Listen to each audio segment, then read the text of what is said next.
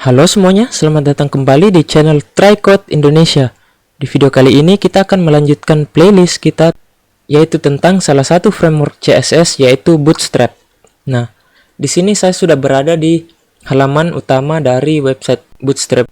Nah, teman-teman bisa mengunjungi dokumentasi Bootstrap itu di halaman getbootstrap.com.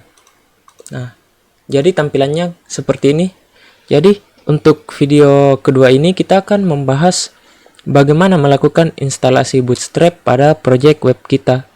Jadi, di sini ada beberapa cara untuk menginstal Bootstrap. Jika kita mengunjungi dokumentasinya di sini, kita akan menemukan beberapa cara. Yang pertama itu dengan menggunakan CDN seperti yang ada di sini. Dengan menggunakan CDN, kita bisa langsung menggunakan Bootstrap. Kemudian yang kedua, kita bisa menggunakan file, yaitu berupa CSS dan file JS yang kita download dan kita masukkan ke dalam file project kita. Nah, kemudian cara yang ketiga yaitu dengan menggunakan npm atau Node Package Manager untuk teman-teman yang sudah menginstal npm atau ingin membangun project Node.js. Tapi untuk di video kali ini kita akan mempraktikkan dua cara untuk menggunakan Bootstrap ini, yaitu dengan menggunakan CDN atau dengan mendownload langsung filenya dari website Bootstrap itu sendiri. Jadi langsung saja kita ke cara yang pertama, yaitu dengan menggunakan CDN. Nah, sebelum itu kita buat dulu file baru untuk pembelajaran kita pada playlist kali ini.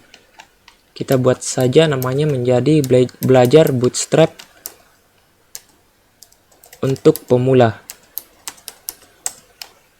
Nah, setelah itu di dalamnya kita buat sebuah folder baru, pertemuan 1,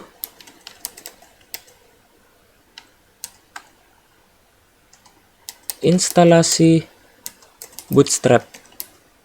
Nah, seperti ini ya teman-teman.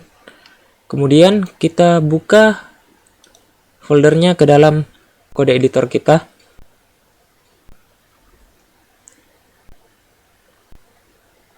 Nah, untuk langkah pertama, kita perlu membuat file HTML baru. Kita beri saja nama index.html. Nah, selanjutnya kita akan membuat kerangka dasar dari HTML itu sendiri. Jika teman-teman ingin membuat kerangka dasar HTML itu, teman-teman bisa menggunakan tanda seru seperti ini, kemudian tekan tombol tab. Ini untuk teman-teman yang menggunakan kode editor Visual Studio Code. Kemudian di sini kita ubah title-nya menjadi belajar Bootstrap untuk pemula.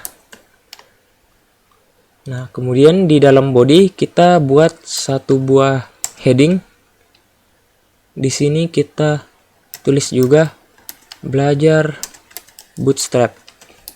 Kemudian kita save dan kita bisa jalankan di live server seperti ini. Nah, untuk teman-teman yang belum memiliki live server, saya sarankan untuk menginstal extension live server.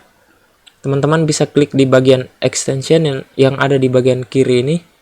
Kemudian ketikkan live server.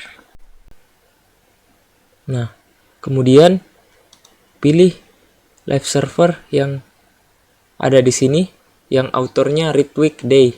Ini yang saya gunakan. Nah, kita lanjut. Kita jalankan di live server. Nah, maka inilah halaman web pertama kita. Kita bagi saja layarnya menjadi dua seperti ini. Kemudian sidebarnya kita tutup. Nah, jadi kurang lebih tampilan website kita seperti ini. Ada satu buah heading dengan tulisan belajar Bootstrap. Selanjutnya, ini kita fullkan ke atas. Nah, selanjutnya kita perlu menghubungkan project kita menggunakan CDN. Kita tinggal mengcopy bagian link yang ada di sini. Satu baris ini kita copy. Kemudian kita pastekan di bawah title. Nah, seperti ini. Nah, jika sudah, yang kedua adalah text script yang ada di bawah sini. Kita kopikan dan kita paste di paling bawah sebelum tag tutup body di sini. Nah, jadi kurang lebih seperti ini filenya. Selanjutnya, kita kembali ke website kita. Ini adalah website yang sudah kita buat. Fontnya masih belum berubah. Akan tetapi, jika kita save index.html ini dengan live server, semuanya akan otomatis terupdate. Jadi kita tidak perlu lagi merefresh halaman yang ada di sini.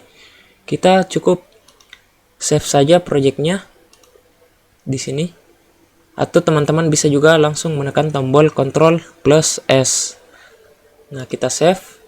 Begitu kita save, maka fontnya sudah berubah. Dengan begini, project kita sudah terhubung dengan Bootstrap. Tapi ada satu catatan untuk teman-teman yang menggunakan CDN seperti ini, maka teman-teman harus terhubung ke jaringan internet untuk menggunakan Bootstrap-nya, karena kita di sini menggunakan research secara online. Kemudian, cara yang kedua adalah dengan menggunakan file CSS dan file JS yang ada di sini. Nah, teman-teman bisa mengcopy file ini